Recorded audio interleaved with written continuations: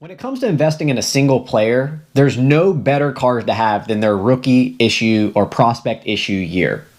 These over time continue to be the highest performing cards from a value perspective. So if you have targeted a certain player you want to collect, and you're definitely doing it from an investment standpoint, I definitely recommend targeting their rookie issue cards. For one thing, there's only 1 year that can be their rookie issue. So for that whole entire year, that's the only time that'll be rookie cards. And they'll always be the most desirable to not only player collectors, but investors as well. There's certain things you need to know about rookies and how they're produced, and for each sport it's a little bit different. Let's take baseball for example. Oftentimes their first card produced is called their prospect card, and in baseball that will be their most valuable card. So let's use a player like Mike Trout for example. His 2009 Bowman Chrome is by far one of the most important cards in the industry and will always be his most collectible card. Even though he had cards issued in 2011 and 2012 when he actually was a rookie and won Rookie of the Year, the 2009 issue will remain his most desirable prospect card. It was his first card produced in his Major League Baseball uniform, and so that is drastically important when you're collecting these cards. The 2011 and 12 do have a great amount of collectability, but they will never surpass the 2009 prospect Bowman Chrome autograph for Mike Trout.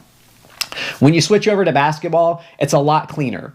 The player gets drafted, and then that first year of NBA licensed products are going to be their most desirable card. Now, there's certain brands that'll be better than others, and that's, again, part of your market price research that we'll discuss in a later section.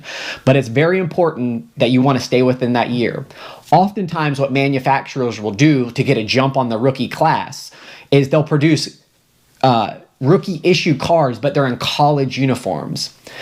Those are desirable at first, but once those rookie cards come out with the NBA uniforms, those cards will lose significant value.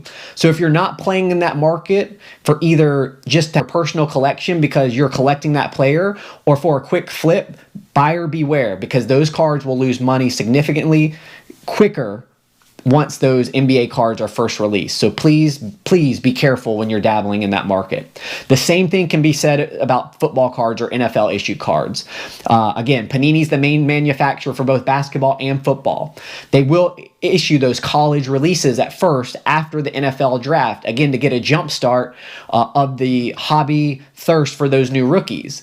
You want to be very careful when dabbling in that market, because once after that Joe Burrow LSU card has been released for a while, once that first Cincinnati Bengals card comes out, that LSU card is going to lose significant value. So you want to be very careful and be in and out of that market unless you're either an LSU collector or just a Joe Burrow collector that you're putting away for your collection. Another thing to be aware of, because we talked about that, if you are a collector, you're better off waiting for those new cards to go, because that Joe Burrow autograph that might have cost you $500 today, you'll probably be able to pick that up later on in the season for about half that value. So it's a good value buy later. Hold off on the initial purchase.